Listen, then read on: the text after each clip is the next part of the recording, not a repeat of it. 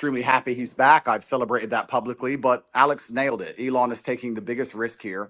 It takes unlimited energy to propagate lies. You have to continually repeat them, and you have to continue to try and falsify information and hide the truth to keep lies afloat.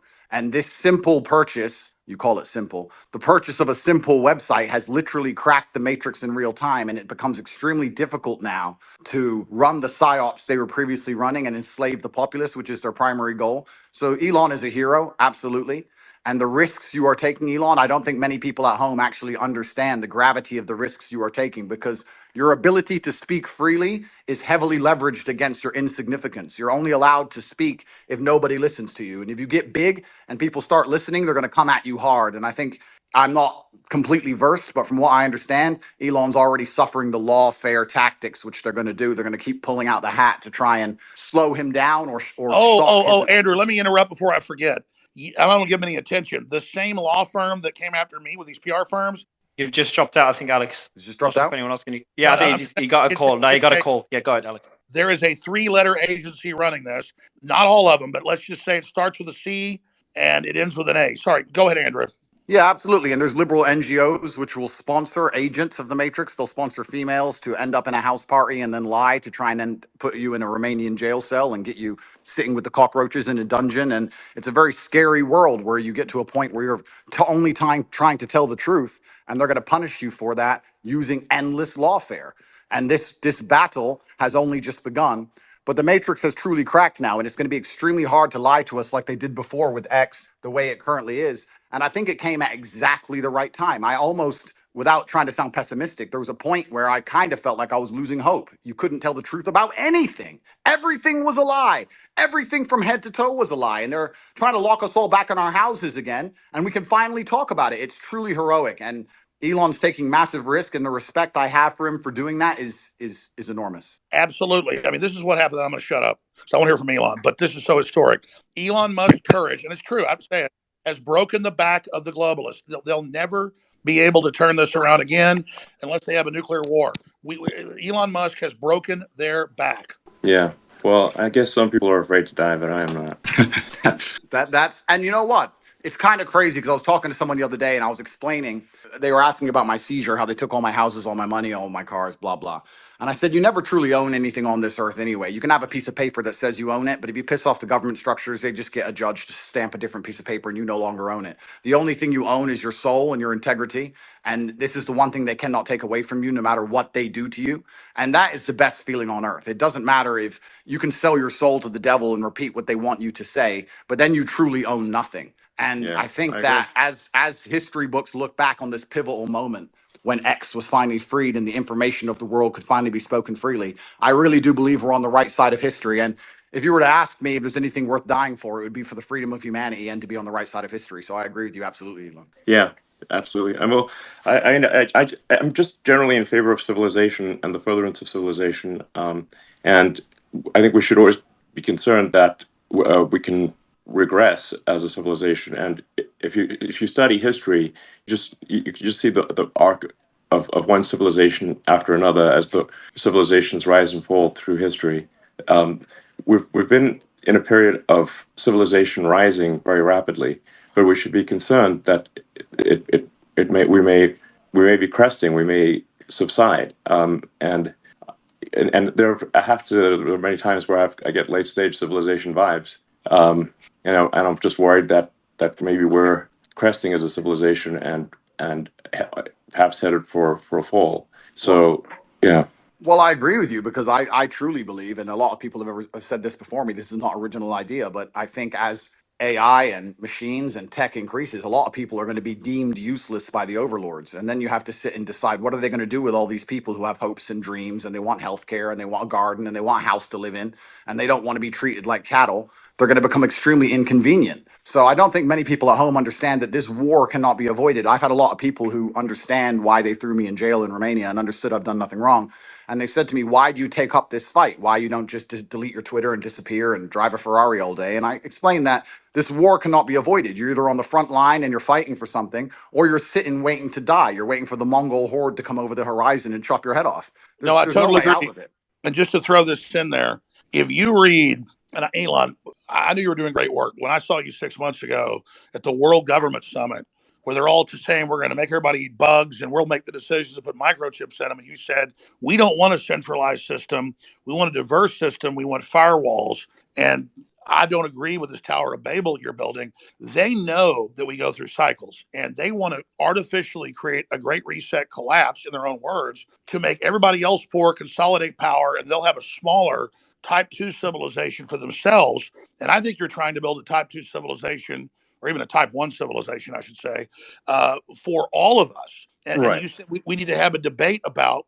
We need to have a debate about going interstellar. We've got to expand or Yeah. we collapse. And Elon Musk is saying, correct me if I'm wrong, you don't stay in stasis. You either expand or Correct. you collapse. They're Yes, artificially exactly. creating it. You, Sorry, you go ahead. either grow, or you collapse. You don't. The steady state is basically an impossibility. So you have to pick it. You have to make a choice. Do you want to grow civilization, or do you want to decline and collapse? And because steady state is not stable. So, and I say we grow, and I say we expand, and we have more humans, and we become a multi-planet species and a space-faring civilization, and ultimately be out there among the stars. And I think that is the exciting, inspiring thing for the future, not a declining human civilization that dwindles to nothingness and where humanity dies with a whimper.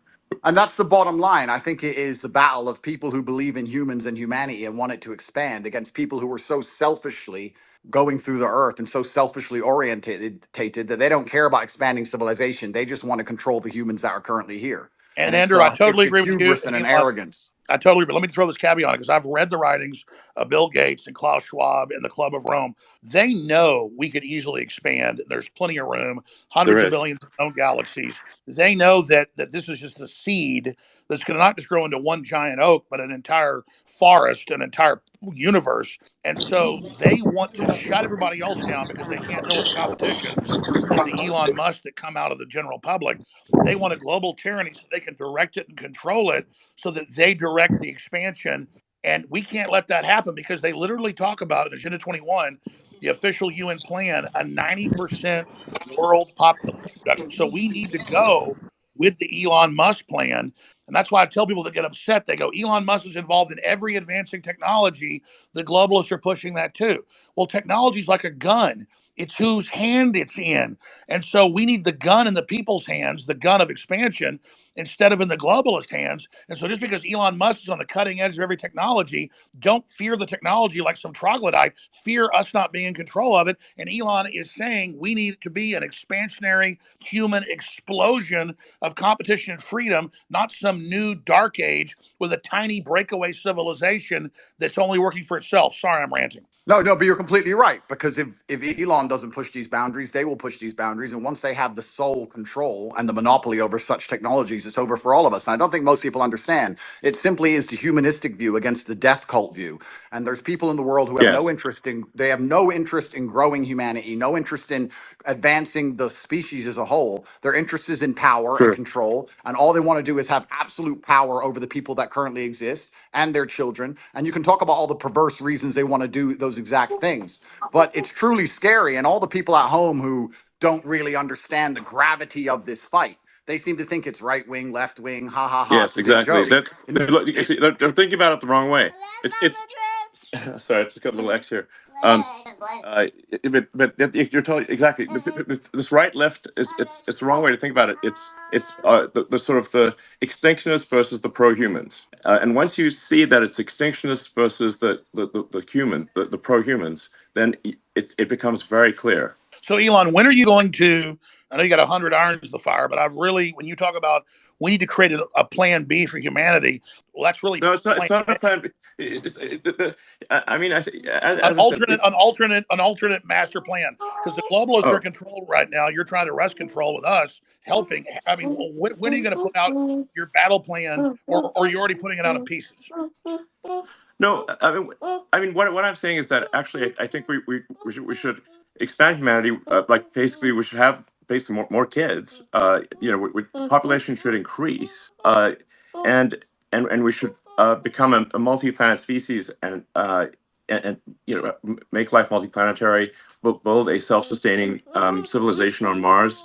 and then ultimately, this will be long after I'm dead, probably, but well, almost certainly, we can go to other star systems and go out there, and I don't know, maybe we'll find some long dead alien civilizations. And I don't think we want to be one of those lame one planet civilizations that never got beyond its home planet. I mean, we gotta, what are the aliens going to think of that? It's like we got to make a good showing. Team Human. Well, Let's yeah, go. and that would absolutely that would be LFG. certainly disappointing. But So it's essential, and truthfully, it's so amazing we'd even speak about these things. Only 2 years ago, you couldn't even speak about these subjects, but it's so pertinently obvious to anyone who pays attention, and it is scary. And expansion and humanistic views are certainly the way to progress, and it has to be done. There's no other way. Just like a business, just like you guys said, if you stand still, you die. And it takes a few brave people to break the matrix. You have to break the dam, and I think bravery is so important because it puts a crack in the dam, and it shows that if there's people out there brave enough to risk getting canceled, risk lawsuits, risk lawfare, then it's going to inspire bravery amongst the rest of the populace, and it becomes extremely hard to lie to brave people. And I think that that's one of the largest pandemics of Earth today is bravery. And when I say bravery, I don't mean that in any kind of negative connotation. Bravery is being full of love and loving the people around you and sticking up for your community and loving where you live and loving your country. And it's brave to do those things. And it's love What do that's the going to crack the globalists teach matrix us? in the end. Children are bad. We're ugly. Humans create all this racial division. They want us to hate each other, so we just yeah. give up, roll over, so the globalists can have the future. I would just Yeah, and like I to think say that the here, globalists are short-sighted too, because the thing is that you can't really separate yourself from civilization. So I think those who are sort of advocating, like it's really, I think it's just logical to be pro-civilization. You don't actually necessarily have to be altruistic. You just have to think long-term and say, obviously, you cannot exist in any good way without civilization. I mean, just watch one episode of Naked and Afraid, and see how much you want to go live in a forest by yourself. well, It's we're in a very it's not fun.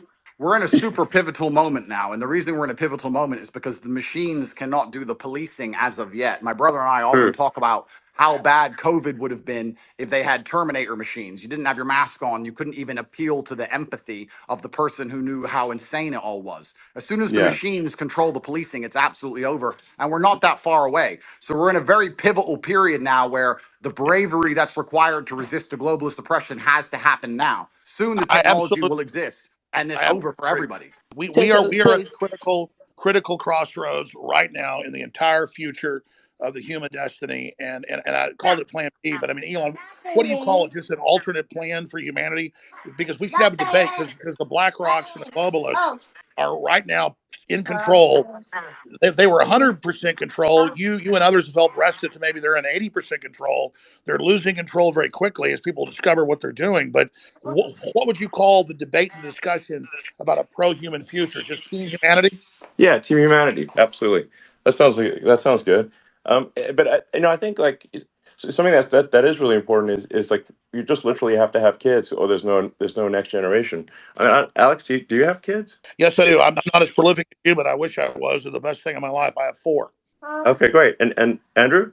I do have a few. I won't let you down, Elon. I'm coming. I'm Okay, coming to good. take over your title. I'm coming to take over. I'm doing my best. I got to Okay. use my good looks for something.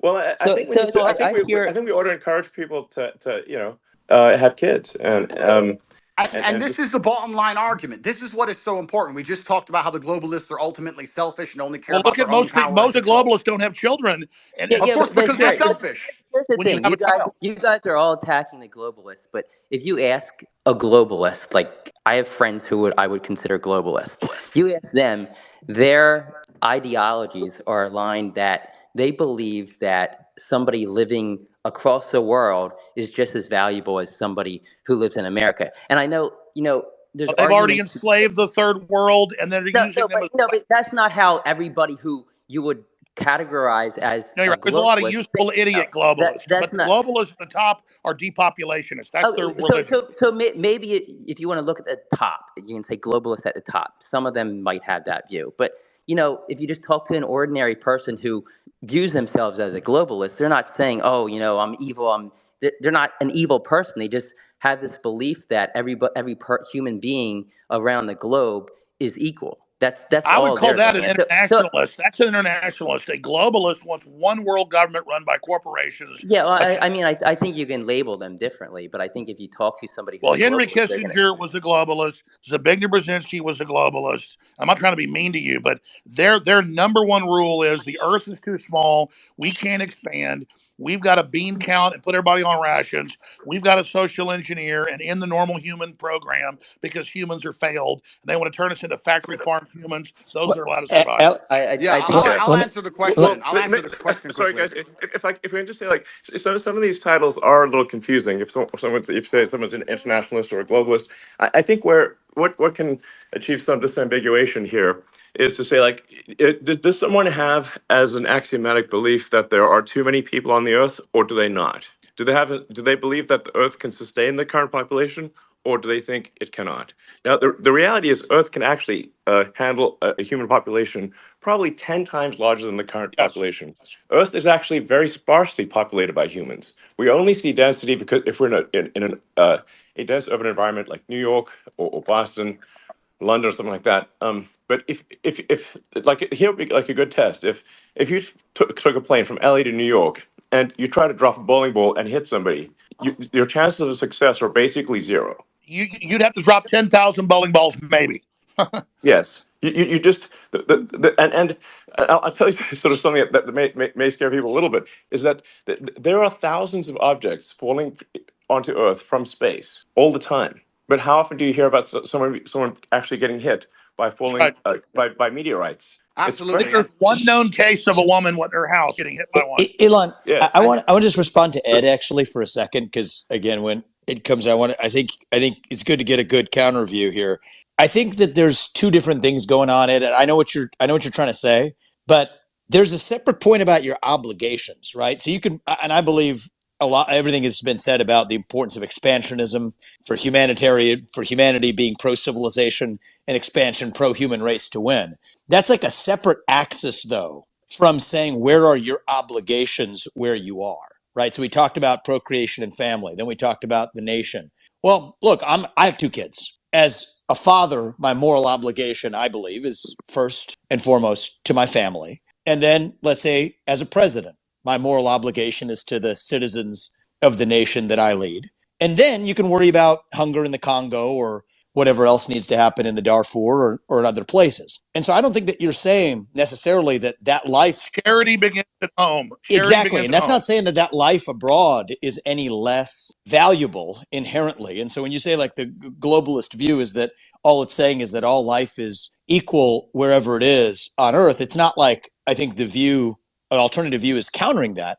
There's also just a separate place in terms of where you're situated. Where's your obligation, right? Is as a father, it's to your family. As a president, it's to your country. And just because you believe that's the hierarchy of your obligations means somebody else is the leader of one of those other countries. And that's an obligation that they have too. But that's like a different Well, the discussion. neoliberals, Yep. Vivek, the neoliberals in their own PR, they're the ones doing the worst things on the earth. They just say, "Oh, we want global government because we want to give Africa's representation." Then they lock them down for 3 years and starve 30 million of them to death, and then organize them to flood us as a political underclass. This is cold-blooded Henry Kissinger's State Department Memorandum 200. I mean, they've yeah, got this Yeah, thing. yeah, but it's not black and I think white there's though, two different right? So like, but conversations. what yeah, is black and Wait, what but is can we what just? is I'm sorry. what is Just Go, black? go can ahead, we? Andrew.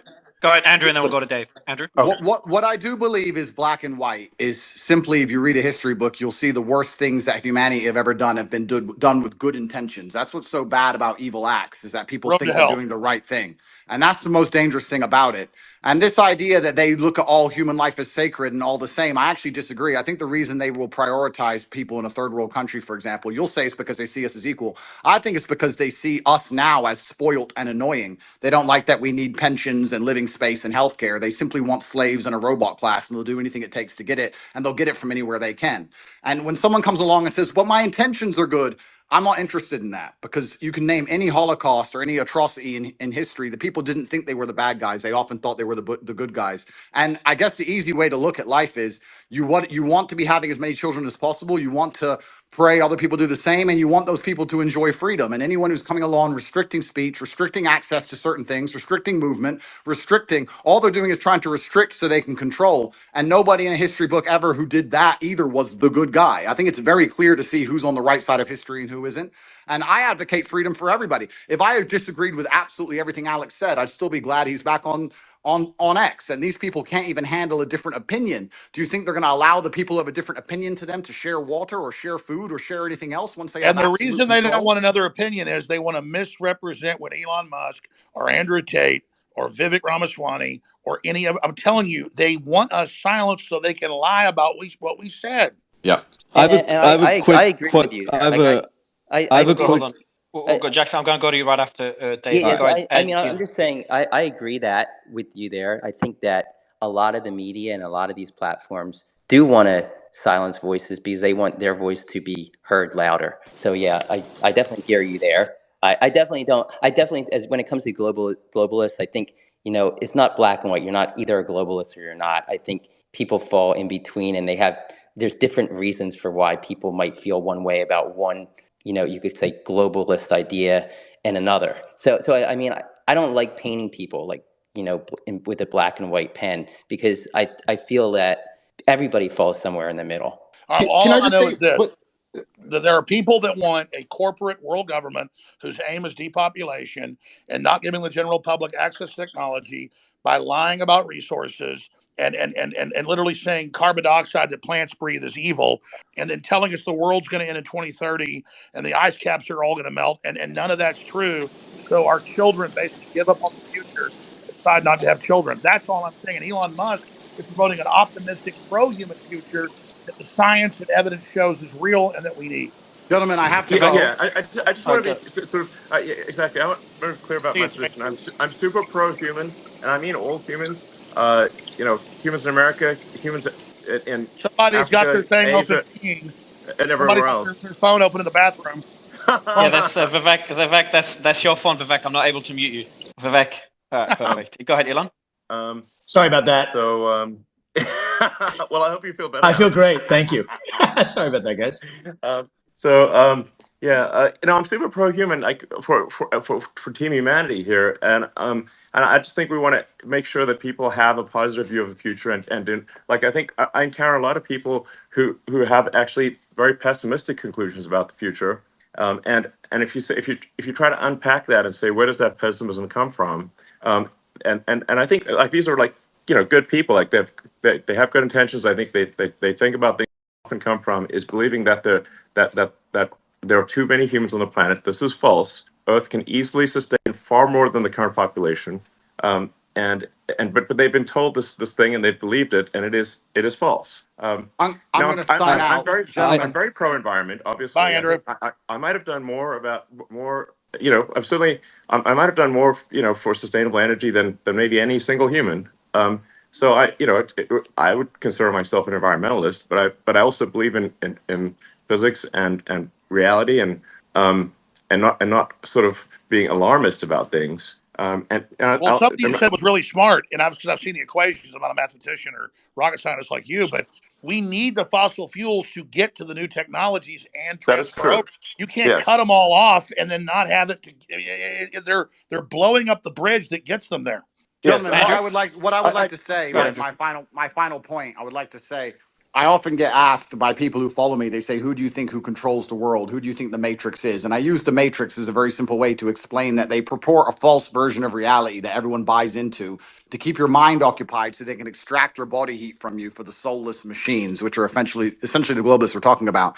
And I try and say that I still believe that we run the world. There's a lot more of us than them. We still control the world. It's just down to what we will accept and what will allow them to do to us. And that's why bravery is so essential and so important. And I know I can come across as brash with my No, message, but no, you're not. You need to when I'm stop telling giving up 16 our year olds, power. when I'm telling 16-year-olds to go and get rich and buy a fast car and train hard and go to the gym, etc., because these young men are far less likely to blindly comply. And it's extremely important that they don't psyop the next generation of young masculine youth. And And that's why we the still, system was scared of you, Andrew, because you were doing an extreme version of it to shock them out of it, to show them how to have a destiny, how to have desire, how to want to be into the future.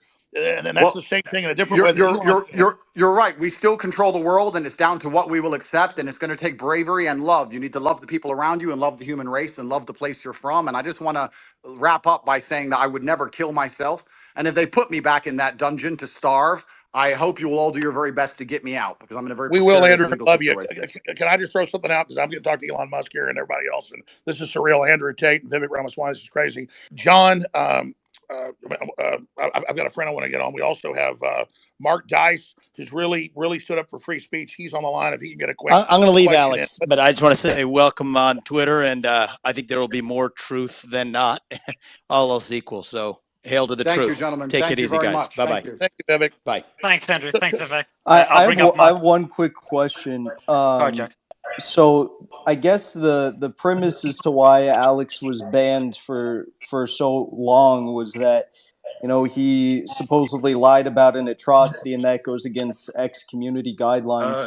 That's not quite correct. The at least obviously this was before I acquired the company, but the actual reason for suspending him was he basically insulted a journalist.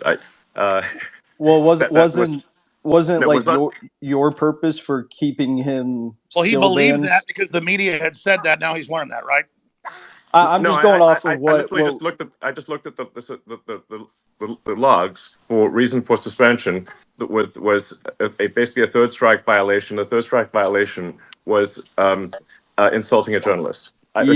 This is literally this was not my decision. This is literally the Twitter logs of the old people that used to run Twitter. This is what they wrote. I guess what I'm saying is, like, under your leadership, though, the suspension was kept in place. I remember you tweeted out, because you're not going to bring someone back who lied about, the death of innocent children. Yes. So if that's the case, then and we're going to uphold things fairly and firmly for all X users. Can we expect that, like, if Alex or anyone else on this panel lied about Sandy Hook or an atrocity again, that they would also be banned again? You already answered that. Yeah, I've already answered that. He did. Yeah. If that is the case, the platform will adhere to the law, and we will adhere to the law. That is what this platform will do. So if somebody says does something illegal, then they will be suspended. If they do not do something illegal, then we will try our best to avoid any kind of permanent bans unless someone does something fundamentally illegal. Elon, I don't know. We're just trying to stay true to the Constitution of the United States in America and the laws of the country as decided by the citizens. Elon, how are you? Go ahead, Alex. And Elon, way more interesting. And I just asked one question of Elon. Elon, it's great having you here in Texas. You're kicking ass. You're Texas through and through. Your whole spirit. We love you. Whatever happens with Trump down the road, should we change the Constitution so you can run for president? Would you ever think about that?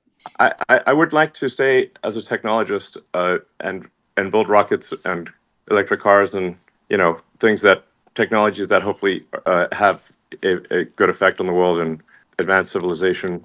That would be my preference. I would not like to be president. So I would just like to build things that are further civilization. That's my goal. I think that's a smart answer. Are you concerned if the deep state establishment, we know it's not just one group, is able to kill Trump or not let him run for office for the repercussions? I mean, are you optimistic for the future currently, or just how do you feel about the election coming up? Well, I think it will not be a boring year. That's for sure. I think it's going to be eventful. I suspect. I don't know. You seem to be quite concerned that people will try to assassinate Trump, but I don't know. I mean, obviously, and I'm against assassination generally. So I guess if Hitler was alive, I'd be in favor of assassinating him. But Stalin, that kind of thing.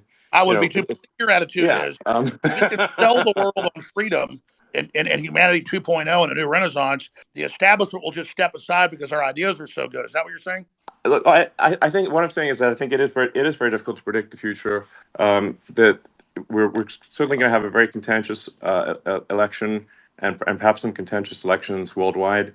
The X platform will strive to be as truthful as possible about what's going on, and to, that's going to be the goal. And SpaceX is going to build rockets, and Tesla's going to build cars, and as for what will happen, I mean, I don't know what's going to happen, but I think that, Matt, Is there any big? 2024 is going to be quite the encore for 2023, is my suspicion. I know you've talked about incredible jets. You want to invent so many other things. Is there any other big invention you've got on the drawing board in the back of your mind that you haven't announced to the world that you want to tell people about today? No. This would not be the forum for announcing any new products or technologies. So, I mean, we do have, the Neuralink chip, which I know some people might be concerned about, but that's really something that will take a very long time to be in any kind of widespread use. We've got the first use. The first patient will get a Neuralink chip. This is a quadriplegic, and it will enable them to control their computer and their phone, and then my uncle was in a motorcycle accident and he was having seizures, for about to die, couldn't even walk. He got one. It's not one of your brain chips, but a brain chip. And actually, he can walk and talk and is happy now. So that's not bad. Exactly. So, I mean, it's the regulatory stuff on this is very intense. So, the first one will have, you could think of it sort of like a telepathy. You can sort of control your computer and phone just by thinking. So it's kind of like telepathy. And then the one after that will be, I don't know, we're trying to think of a name for it, but you can think of it like blind sight. Even if somebody has lost both eyes, or lost the optic nerve, is completely blind, we can actually give them some amount of sight. And ultimately, I think high resolution sight, kind of like Geordi LaForge from Star Trek. You could actually see in multiple wavelengths. You could see ultraviolet and infrared, and even see radar if you want. And by the way, for people that don't know, Elon's not lying. Even in MIT papers, they've actually done tests. That's what they say, though. Is, I know the problem is just narrowing the sight to our bandwidth. They say these people see everything, right? Like a full spectrum. Yeah, you can have it's a point at which you have a camera. You can have a camera that can receive photons of many wavelengths. So you could see, even in darkest night, and you could see ultraviolet. You could see infrared. Like I said, you could even see radar if you want. Wow. It would be a kind of thing that would, it's probably trademark thing, but I think blindsight is a cool name for it. It's like beautiful.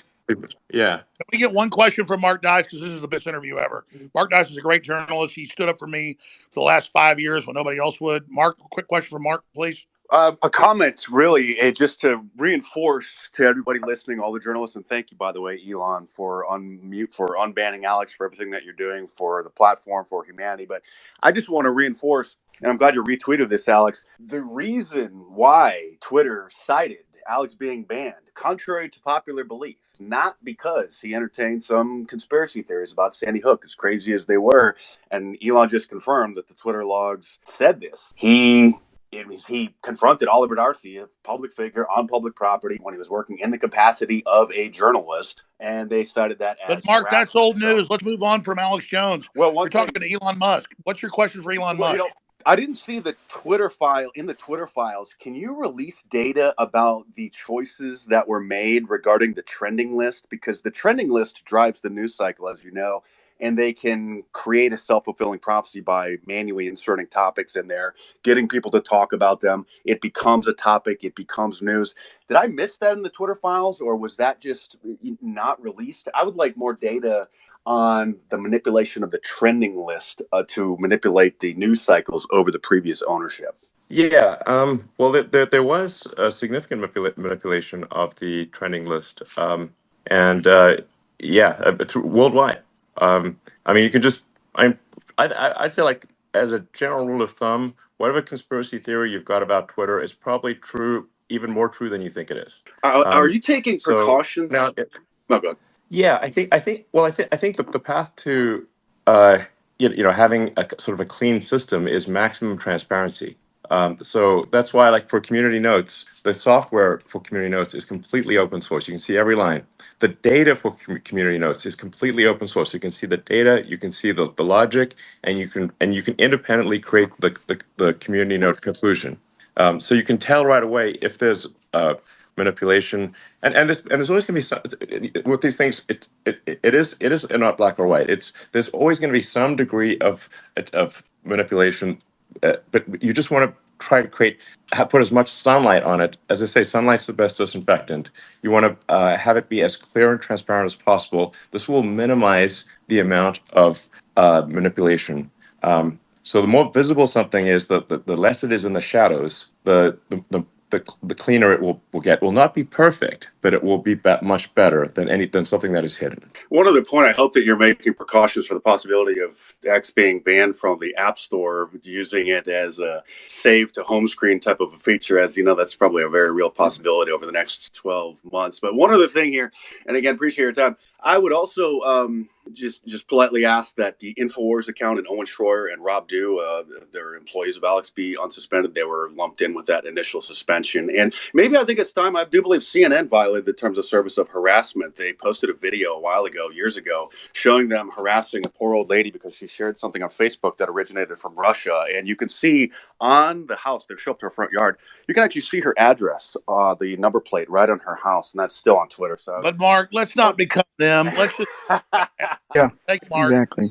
No, I just kind of want to troll them, give them tapes to their own. Well, medicine. But anyway, I do want to be clear that doxing, which includes revealing the pseudonym of someone.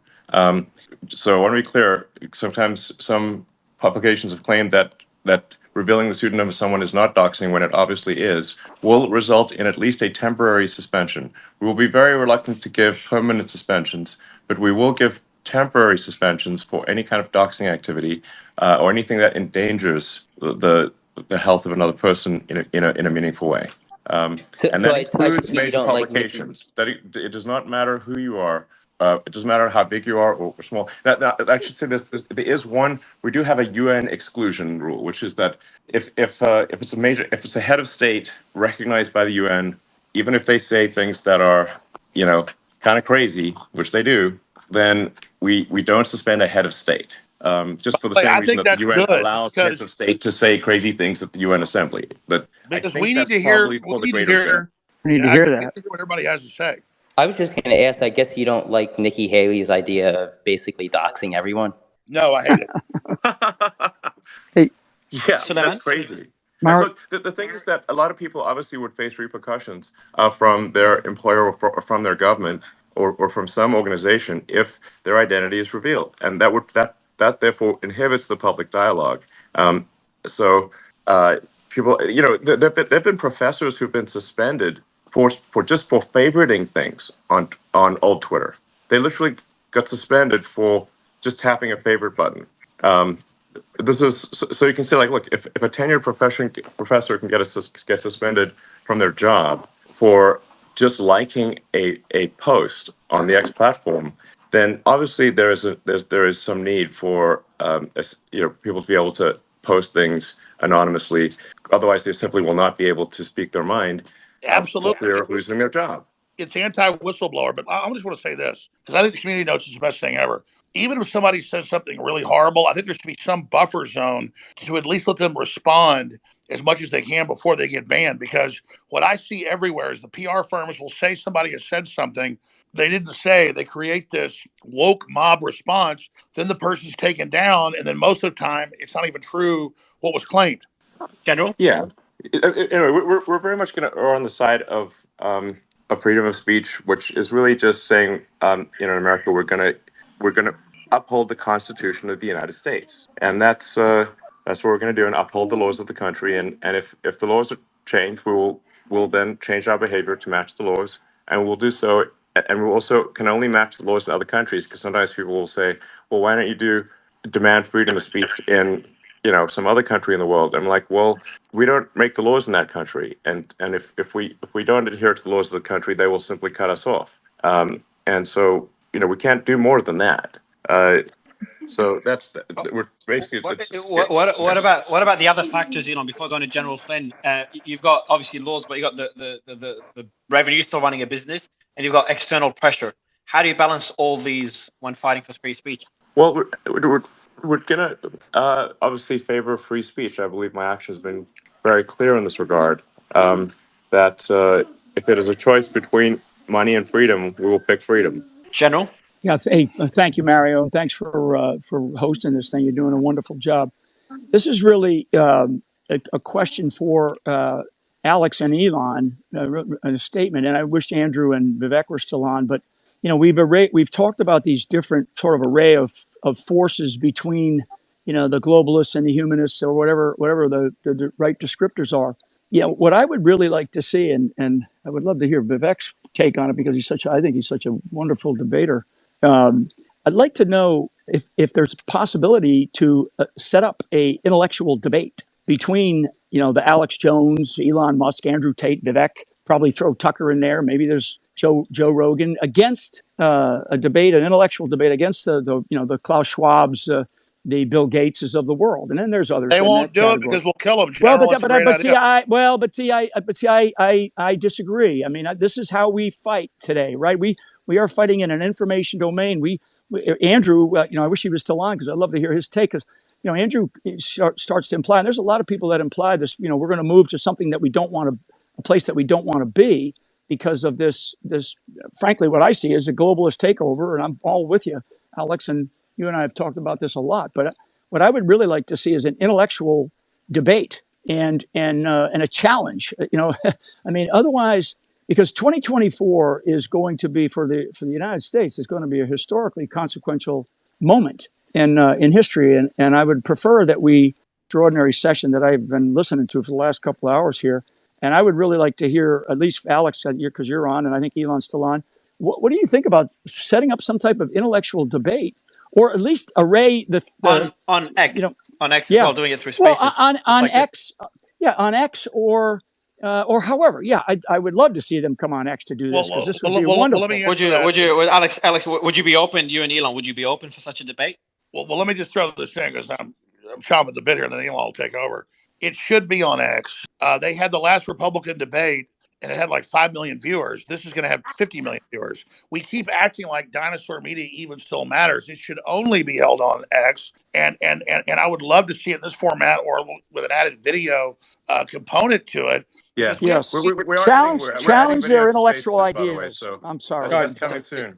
And that's my point. That's my point. Yeah. We have to challenge their intellectual arguments. Yeah, I agree with the general. What's the vigorous debate? Hold on, Laura. I was just going to say that from a feature standpoint, we are working on adding video to Spaces. So it'll just be a simple thing where you can turn video on or off, and then whoever's speaking at the video will switch to them, just like if it's like a group call or something like that. Oh wow. So that I think will help. Because it's helpful to see people's body language as they speak. It conveys more information if you can see their face and their body language if they wish to. When do you think that will?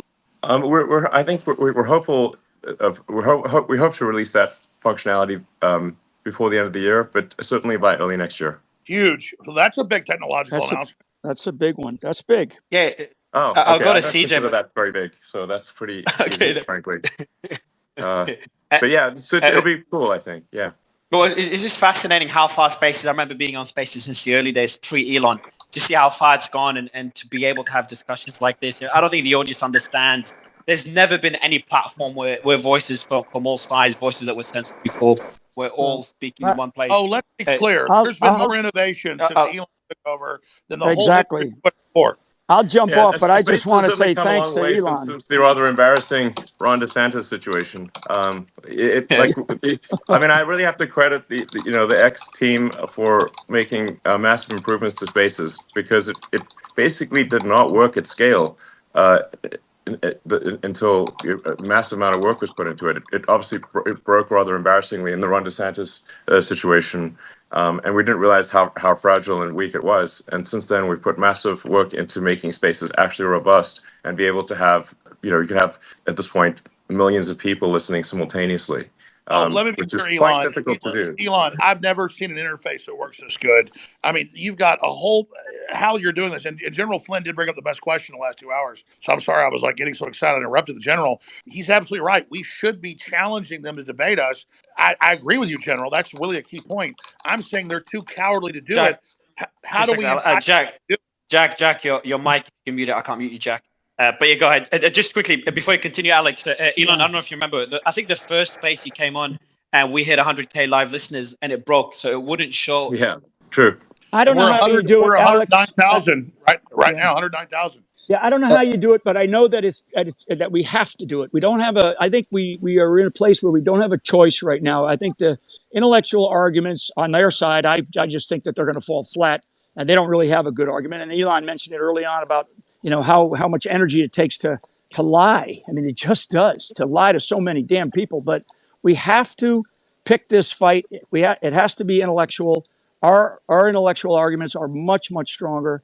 And I just think we have to have the right type of people. And, those people have been on here today and invite these people. I mean, if they don't want to come, we call them out as cowards. I mean, wait a minute. Being poor and everybody, wait a minute. General Flynn, hold on a minute. I'm going to call you out right now. Eating bugs, drag queen story time, open borders, World War III.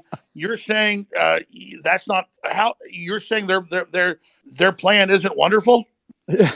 Hey, for a guy that has had to eat bugs, Alex, they don't taste very good. So, yeah. I'll go one step further. I think we should see a 2v2 MMA duel between Elon and Alex versus Klaus Schwab and Bill Gates. I think that'd be the real. I think Elon should call him out. It'll be bigger than the top UFC fight. If those cowards will show up, my God, it'll be their Waterloo. Elon, you know how the media works. Do you want to call them out, and then you'll get that snippet all over the media? Well, I'm certainly happy to have a debate with Klaus Schwab or others. I think you guys may have been following what's going on in Davos more than I have, and certainly more than the vast majority of people have. I think most people don't even know that there is a conference in Davos, or the World Economic Forum. And I've only seen snippets, but some of the snippets are concerning, and I don't think we should have a sort of an unelected quasi-governmental organization deciding our future. Who made them the boss? Do people even know that they're doing this? I'm not okay with some organization, that I don't vote for, controlling, my destiny or that of other people. And I don't know if they're necessarily fully controlling, but they certainly are influencing things. And and it's I just don't. I think an unelected world government is not a good idea. Well, how much Elon Musk breaks the internet? Elon, on that point, CJ, I'll go to you right after for a question, then Suleiman. But on that point, how much control, you kind of changed it, whether control or influence? Because on one side, you've got people that say, they control the world. Every decision is kind of influenced, or they make that decision behind the world. On the other side, there's the people making the argument that they're trying to do the right thing and things are being taken out of proportion. It's all a conspiracy. Where do you think on that spectrum, in your opinion, we stand? Well, I mean, the original premise of the World Economic Forum was to have some kind of forum where there would be interaction between government leaders and commercial leaders, sort of the heads of corporations and governments, and that there would be some forum for them to talk. And like that original premise, I think is not a bad one, because right now you've got the UN, but that's just government to government, and you've got a bunch of sort of individual situations where commercial leaders will meet with government people one-on-one.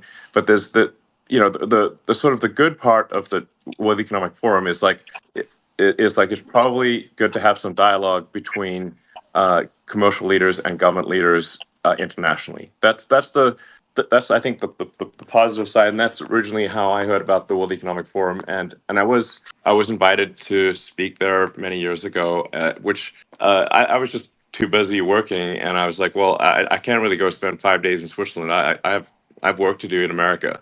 And they really wanted me to come talk there, but also pay them $20,000, and I'm like, that doesn't make sense. So I declined the invitation. Now it does seem that since inception, perhaps this organization has gained a bit too much power, and a bit too much influence. And I think it probably, it should have less power and influence, is my opinion. Elon, I have a See, Jeremy, quick question. You tweeted about the imprisonment of the American Chilean Gonzalo Lira in Kharkiv, Ukraine, yesterday. I'm curious if that imprisonment of an American for speaking his mind on YouTube and X has caused you to consider further support for Ukraine, albeit through Starlink or other means. And also, unrelated to that, can you provide any updates about Starlink for Gaza? Yeah, I mean, I generally think, look. I understand that if an American citizen is in another country and violates that country's laws, or what those countries' laws, even if their actions would not violate the laws in the United States, that person would then be put in prison. But in the case of Ukraine, the United States is providing a vast amount of aid to Ukraine, and the United States government has an obligation to protect its citizens. And so I think, even if one disagrees with what that I guess YouTuber or journalist, depending on your perspective, what they posted, I feel uncomfortable sending massive aid to Ukraine if they're putting American citizens in jail for doing videos on YouTube. That's not cool. And it's like, and you could say like, okay, well, yeah, but Ukraine has the sovereignty in their country. It's like, yeah, but they don't have a right to our money as well. So it's like, they don't have a right to our money and support and to imprison and mistreat American citizens. Well, that's right. And look, Pick I don't one. have a dog in the fight. Russia, Ukraine, it's an old ancient fight between the two countries that's been going on for 1,000 years. It's a Slavic civil war, but Ukraine is arresting the Orthodox Church. Ukraine, even the mayor of Kiev has said Zelensky's becoming a dictator. So all I'm saying is this black hole we're feeding hundreds of billions into, we should at least be able to debate it. And if an American journalist is critical, he doesn't deserve to be put in a gulag. That is very dangerous. I agree, Elon. And as for Starlink for Gaza, Yeah, and on the Starlink for Gaza front, I mean, obviously that place is currently a war front next level. So in order for Starlink to be used in Gaza, terminals have to be brought in, and they have to be, used in a way that where it is, there's a high degree of certainty that they are not being used for any violence. So now there are only really two ways to get into Gaza. One is through Egypt, and the other is through Israel. So if there was like a situation where, say, Egypt was willing to let a Starlink terminal in, and that we could have very high certainty that the terminal would not be used for any kind of military purposes or for violence, then we would support that. Egypt has not stepped forward, to the best of my knowledge, in that regard.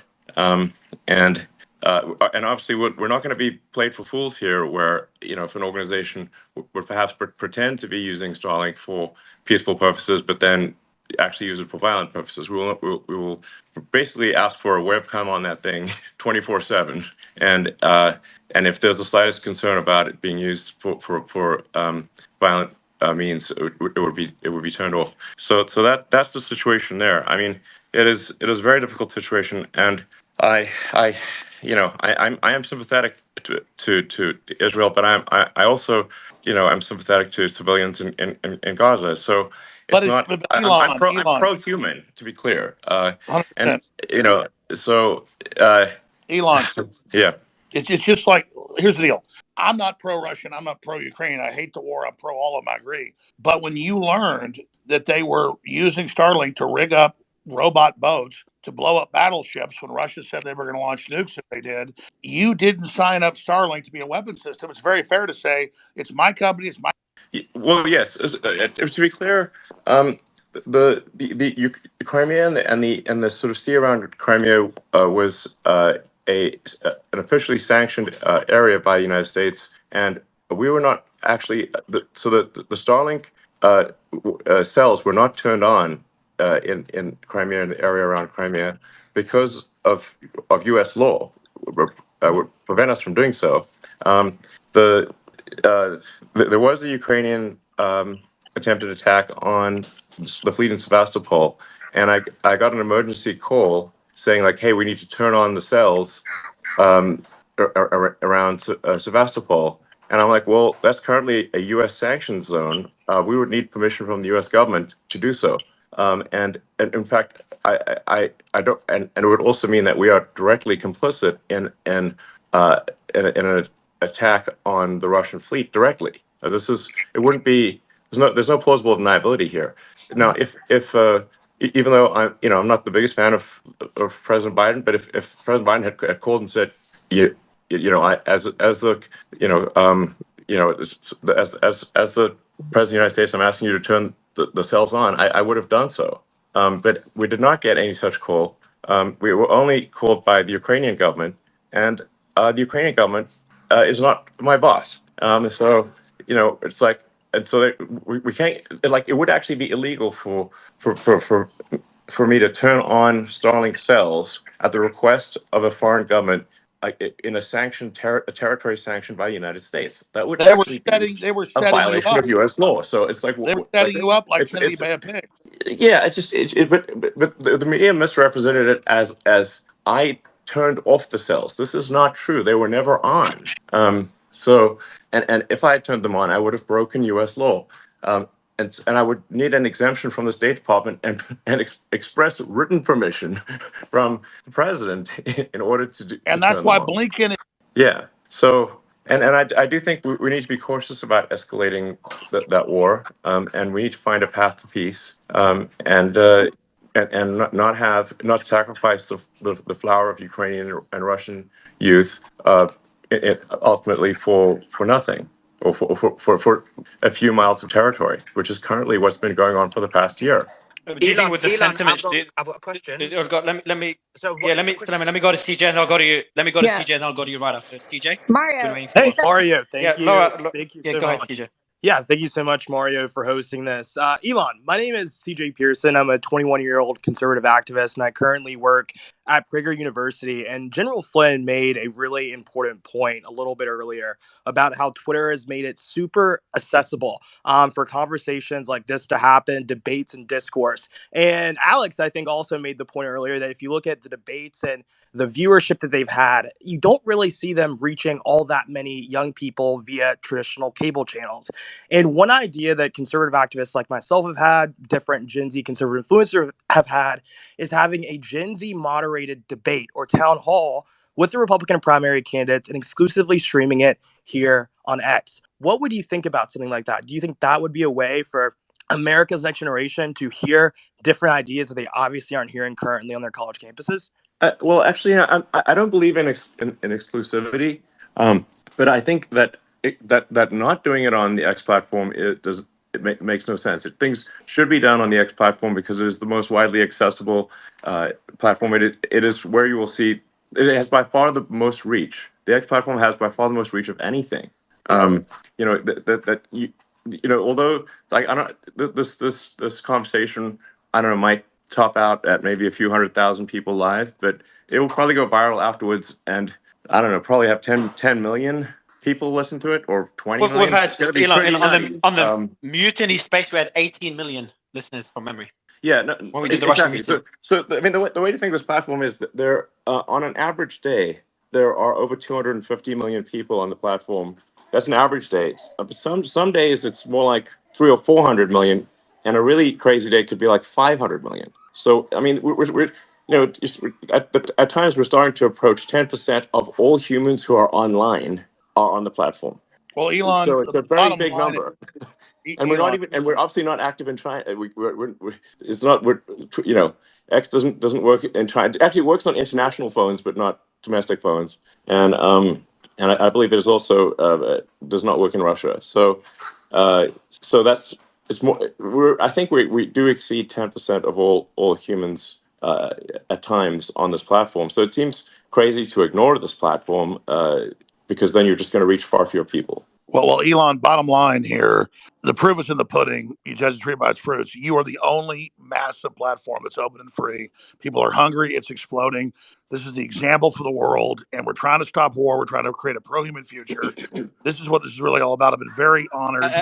Alex, before you're honored, just to give you an idea of how Spaces works, and just in the last couple of hours, that was meant to be an interview with you. Then Elon jumped on, Andrew Tate, his brother. We just had Vivek jump on, and Matt Gaetz just jumped on as well. Loved it. And that's one in. thing. One thing with Space, you just never know who could come up. Matt, how are you? I'm great. I'm enjoying hearing Elon's perspective on adding value to all of our followerships and allowing us to engage. Your thoughts on Alex Jones being back on the platform? I think it's great. Alex has been someone who's provoked a lot of critical thinking from policymakers and broad audiences. You know, of course, there are things that I'm going to say that would offend people, things that Alex would say that would offend people, but I think they'll just have to be offended. I think it enriches the discussion to have Alex back. Suleiman? Yeah, I've got a few questions. My first question is, we've seen extremely positive steps in terms of the return of Alex Jones. We've seen the return of Andrew Tate. We've seen the return of President Trump. And so X is definitely moving towards a free speech platform. My question is, when will we be able to get to a situation where it's completely free speech and it's just based solely on following the legal laws of the country? I know it's a process and it takes time, but how far do we envision this happening? How far in the future? Well, I think we've made dramatic progress over the past year. You know, it's only been a year since the acquisition closed, and it's been quite difficult to. We had to not just keep the wheels on the bus, but upgrade the bus while it's going down the highway. While Elon's cut out, Alex. Thomas Jefferson said, "We will not be transported to the state of liberty on a feather bed." Go ahead. Is Elon back? No, I think he might have gotten a call. No, you're back, Elon. Okay, sorry.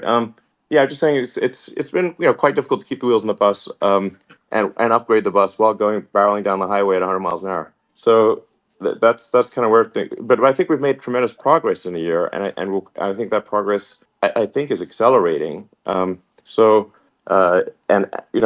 keep cleaning up the code base and simplifying it and providing more transparency and providing more clarity and obviously improving freedom of speech and getting closer and closer to the law. And I just want to say, with respect to the law, I am a strong believer in the law. So you'll sometimes read an article where it sounds like I'm some crazy maverick who just likes breaking the law.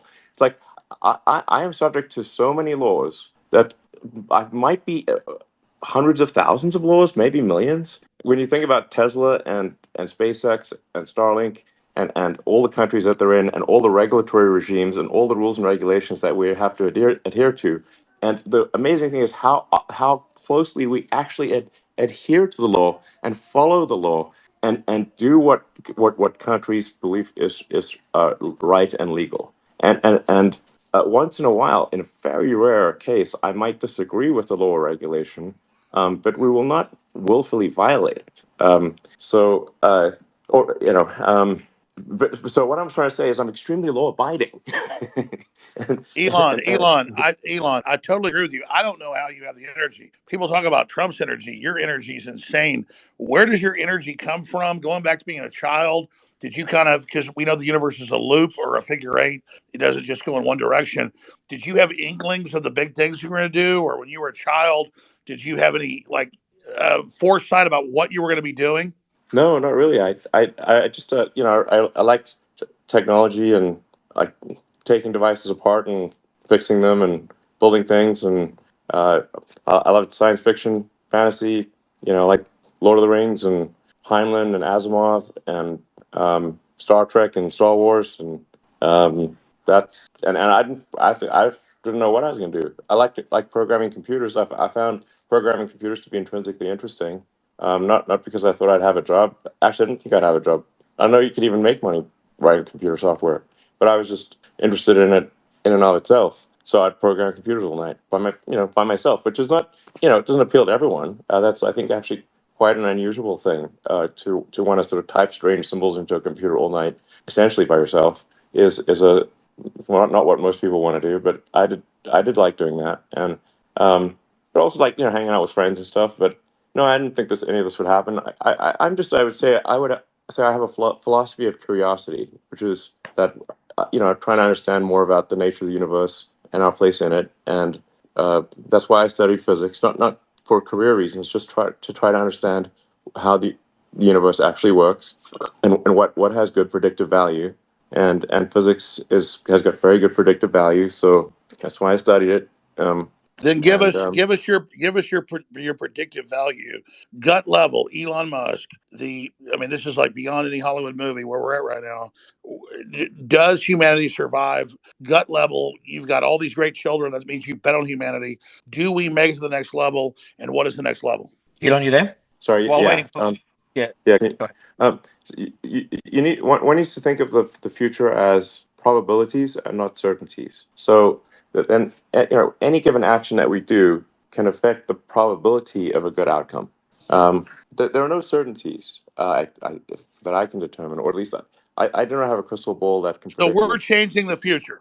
Yes, I think by our actions, we can individually take actions that improve the probability of a good future and the furtherance of civilization. And I think we should, take those actions. And some of that involves we got to have kids, or there won't be a next generation. And we've got to educate them well. And I think like I said, So don't hold. Let me say this for our point. Let me ask you this. civilization. Yeah. Let me ask this question, Elon, because you're obviously a genius. We're here talking to you right now. Don't predict the future. Be the future. Yes. The best way to I think, and I forget who came up with this, but the best way to predict the future is to create it. Yes. And I do want to. Jason Just Calacanis is here, and they've started. Yeah, let me go to Jason quickly, Salam, and I'll go to you in a bit. Jason, a quick question to you first. Would you have Alex Jones on the All In podcast? Sorry to put you on the spot. Well, I have him here now, so would it be okay if I asked him Of three course, please go questions? ahead. Yeah, but Elon's far more Alex? fascinating. Please ask Elon questions. Jason. Well, Alex, my first question for you Mm. is I'm curious if you'd be willing to answer three questions about the Sandy Hook parents. Oh, great. Yeah, sure. Go ahead. Well, I mean, you now have your freedom of speech and you're here. So I think a lot of people are wondering what theory or evidence led you to believe that that was a fake, staged situation. He's already answered these questions. Yeah, every Well, time no, I but do we're here this, on Spaces for the first time. Let's ask him. No, And he can I already ask? answered I think this people are actually going to like at 40 some point minutes get tired ago. of Alex yeah. asking Let me this answer this. question. Let me answer this. Everything I say is misrepresented. You'll say I'm saying it again. I believe it happened, and I'm sorry, and I apologize, and I'm done. Okay. And so, what did you get wrong about that situation? Like, I've what led already you? Because you've investigated these situations many times, right? That's kind of what you do no as a Elon. journalist or an entertainer. And so, what did you get wrong there? And then, Elon. what Let me real answer your world question. harm did it do? Let me answer your question. I respect Elon. I answered his question. I said it's probably the last time I'll ever talk about it. I'm not going to live in Groundhog Day. I believe Sandy Hook happened. I've been through hell over it. I was not the guy that first questioned it. PR firms blew it up and made it my identity. It's not my identity. My identity is humans' future, Team Human. What Elon Musk is doing, I'm never talking about it again. That's your answer. Got it.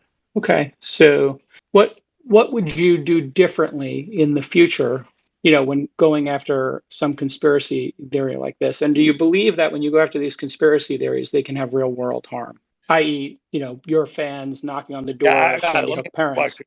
Yeah, I get it. If I would comment on what people are saying on the internet when something has 50 million views, I will be blamed for their questioning. So I'm very careful about that now. I didn't realize I had 30 million viewers a day back then because I wasn't looking at the analytics. But yeah, I've learned a lot of lessons that the media and PR firms will misrepresent what I'm saying to then attach themselves to me and play victim. So I'm not talking about it. I won't even say the name of it. What I will say is I'm at X right now, and it's blowing up and taking the planet back for humanity at Real Alex Jones. People should follow it there and hear what I actually say. And I don't talk about the school shooting. That is not who I am. That's what PR firms. Yeah, Jason, I should say that the Sandy Hook issue was the first thing I raised with Alex. He did answer it at length at the beginning of this the conversation. So I think you may not have heard Yeah, the no, answer. I didn't hear the start of it. I was alerted to this towards the end. I think the Yeah, issue, Elon, candidly, I mean, is I'm not saying I'm not commenting on whether I agree or disagree with his answer, but it was the very first thing that I asked when I got on this Spaces conversation. Just as it was the first thing that you asked. I think for people that care about whether there's sort of empathy and whether somebody has been cruel or mean or something. That's like the first thing they're going to ask about. And so that was the first thing I asked about. And it, you know, it was answered. Somebody can agree with that answer or And not. no But matter how just so you many know, times I did ask it. no matter how many times I answer it, it's never good enough because I'm that guy. I'm not what they said. I covered the internet questioning it. I've already said I'm sorry over 500 times, 3 or 4 times today, but it's always the same question. I'm not that guy. I won't even say the name of it. Yeah, I think people actually will eventually get tired of you answering the question. And When is that? In I 5,000 I years? think for someone who started out this, who's listened to the whole spaces, they probably are actually tired of you answering the question. To be frank, I certainly am. Patrick, you there? Patrick, you there? I am. Can you hear me?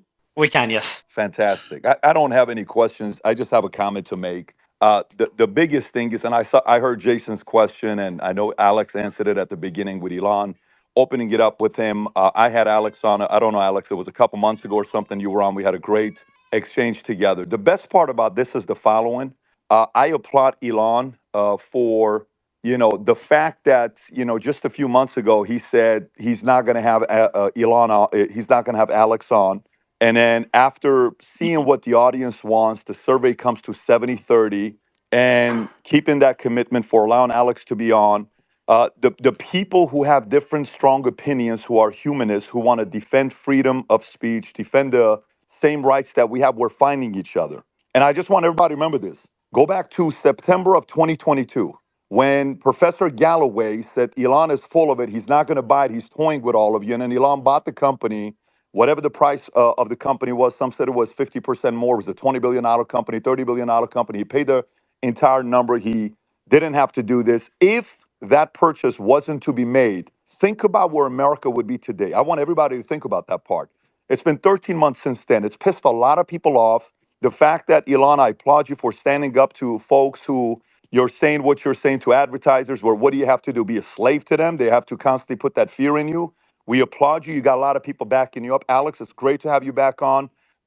Pushing the envelope. You could be wrong. Everybody could be wrong. It's not like all of us are always right. We have the ability to be wrong. And when we are, and people can challenge us and move on, and then they can make a decision. Either, look, I don't like Alex, or I like Alex. Great, no problem. That's the freedom of, you have to pick and choose to like somebody's views or not. But the biggest factor here is somebody had the courage to use their resources to buy a platform like this, to give everybody else the freedom to debate, to argue, to give their thoughts, to give their opinions. And then at the same time, if you're wrong, you admit to it. If you're not, you stick to your guns. But best part on what's going on to the world right now is we are finding each other. The fighters are finding each other. And that has got to be a very scary thing to people who oppose the concept of freedom of speech. So I have no question for Alex. I have no questions for Elon. I just wanted to jump in and applaud everybody, even those who debate, even those who agree, even those who disagree. Future looks bright. The right people are finding each other. And I applaud all of you. That's all I wanted to say. So, Patrick, beautifully said, brother. my And man, remember, Patrick, Zev, I apologize for Sandy Hook on your show I 5 years remember ago. that. Remember that, I Patrick? remember that.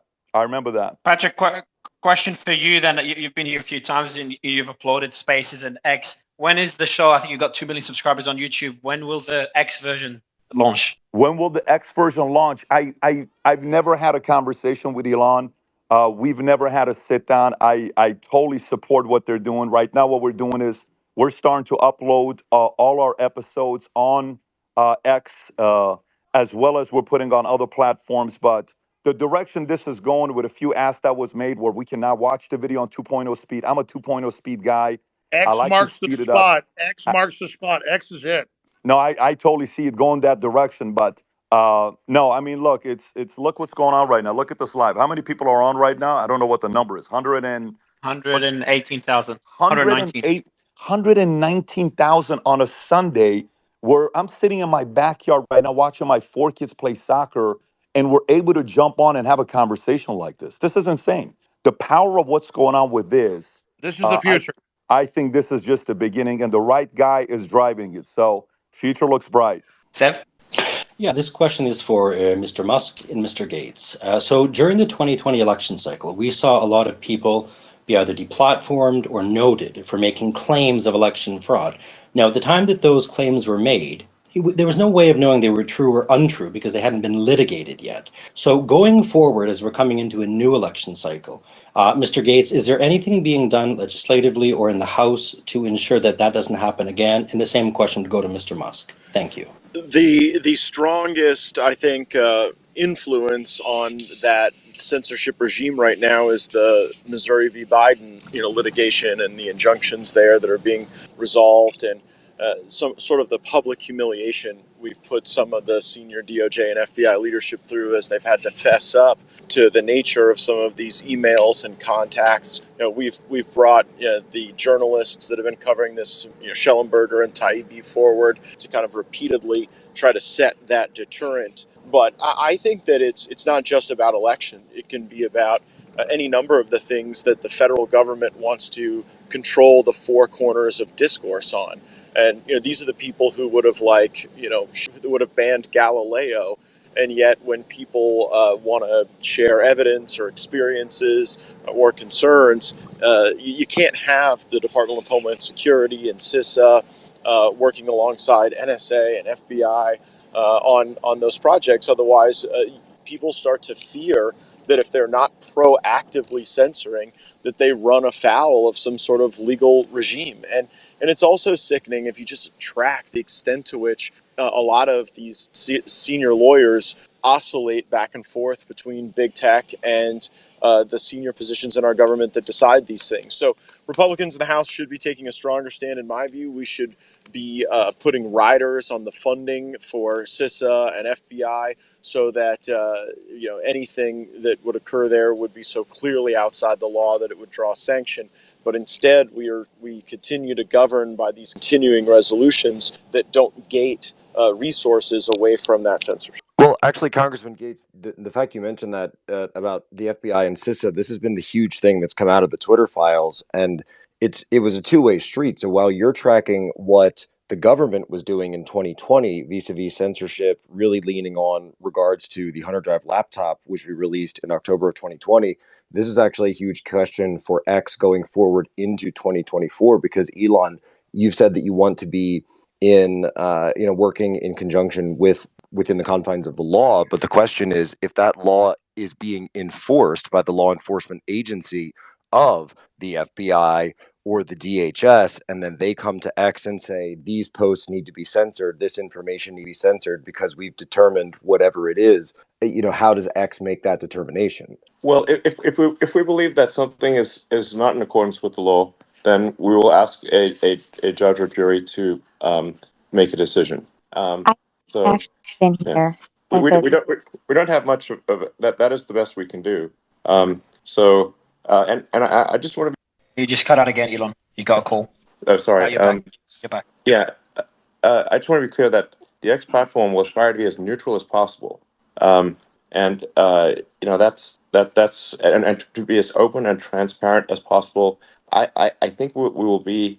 I think we will achieve maximum transparency. I think we'll be fully transparent. Hopefully by early next year. But I'm confident we'll be fully transparent by the time there's an election next year. So basically people will just see anything that is happening on the system, and nothing will be hidden. That is the goal.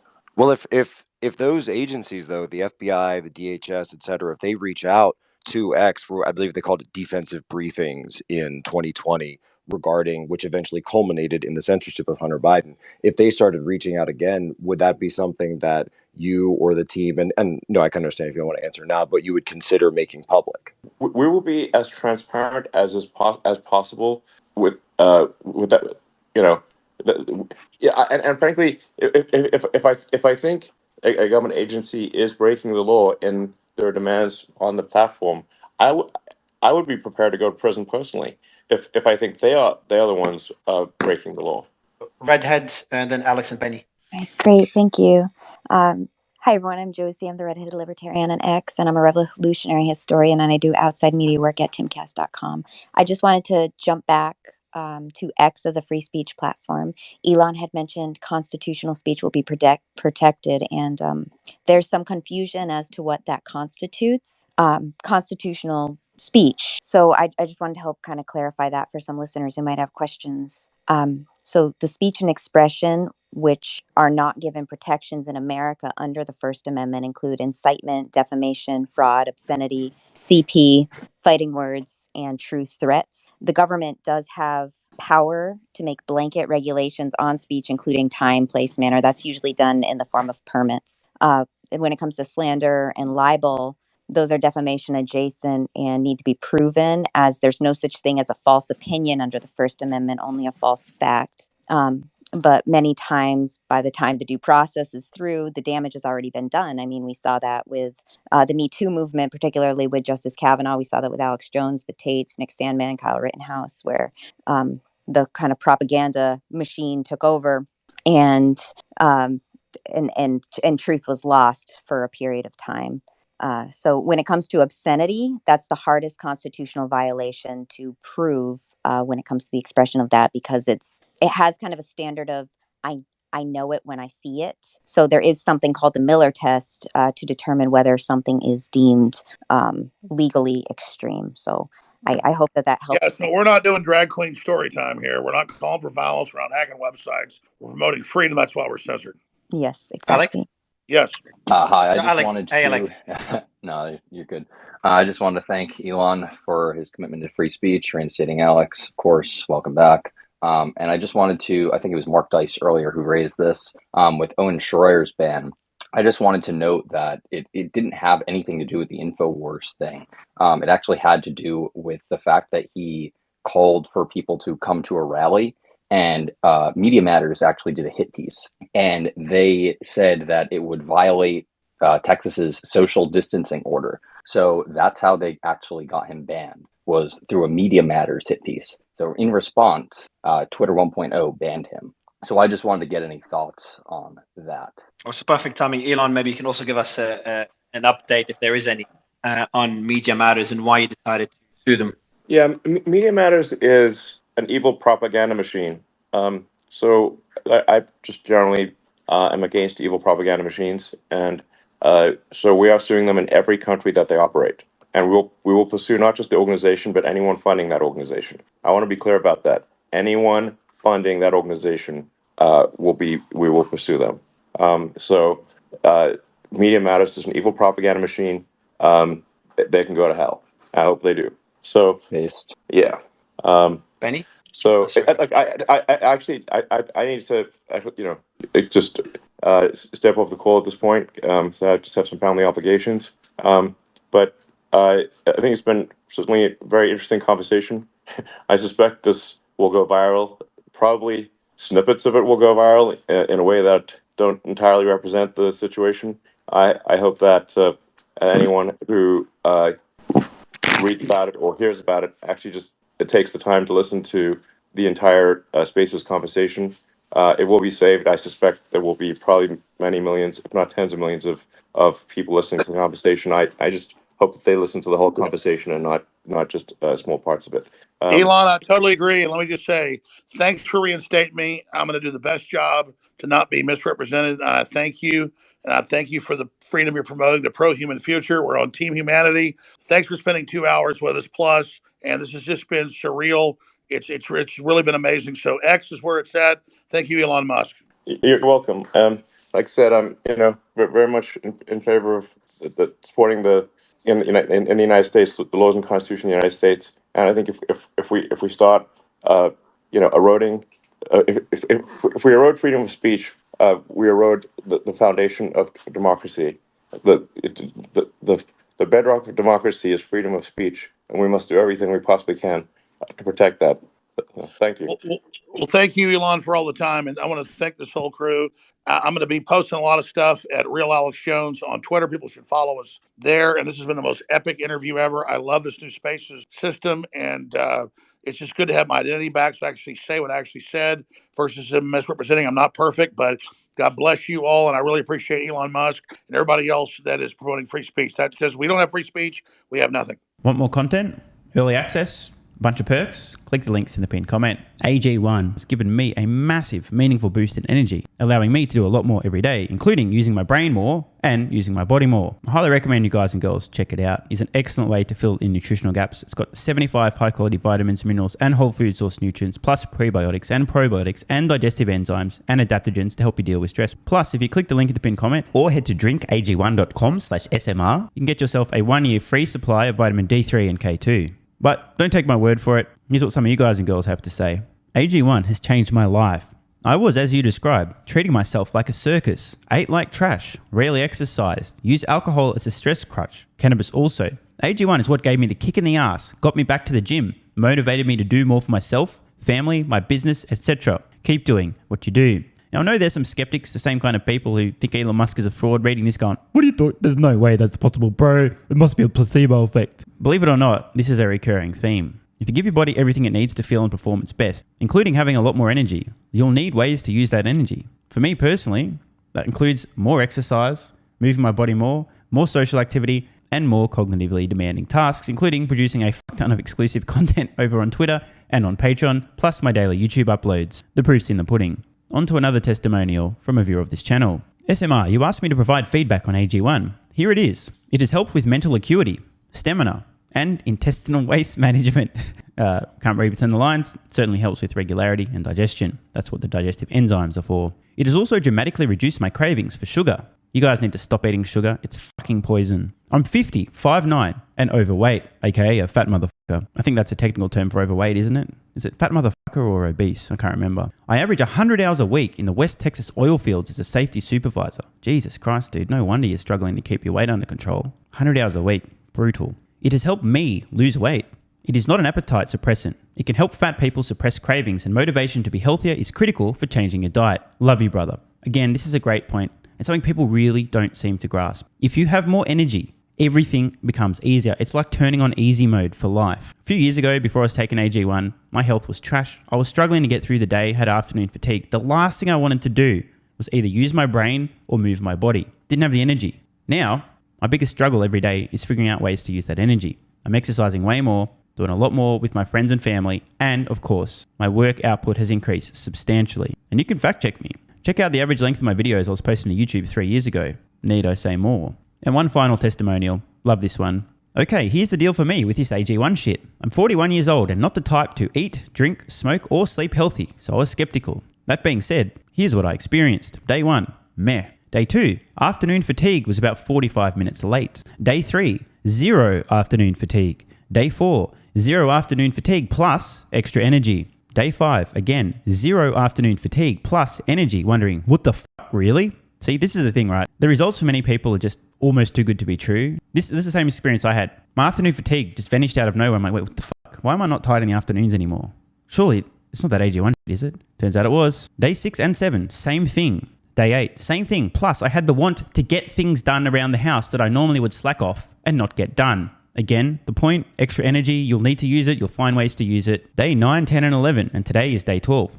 I fucking love it. So however you managed to get me to buy it, I'm so glad you did. Thank you so much, SMR. It really changed me so far. Guys, this shit really works. Just try it. By the way, this is the reason I continue to relentlessly promote AG1. A lot of people get real fucking mad in the comments. Oh my God, Snake Oil Salmon's sold out. Oh my God, he's a scammer. This is fraud. But constantly, I'm pretty sure everyone making these comments is also currently short Tesla stock. I'm not particularly concerned about people having a negative perception, those folks suffering from small brain syndrome, still living in my bum's basement syndrome, etc., writing mean comments, claiming AG1's a scam or it doesn't work. I mean, bro, when I get feedback like this is what keeps me going. Just try this stuff for a month, and if you don't get these results, get your money back. See, it's a literal no-brainer. It's an IQ test at this point in time.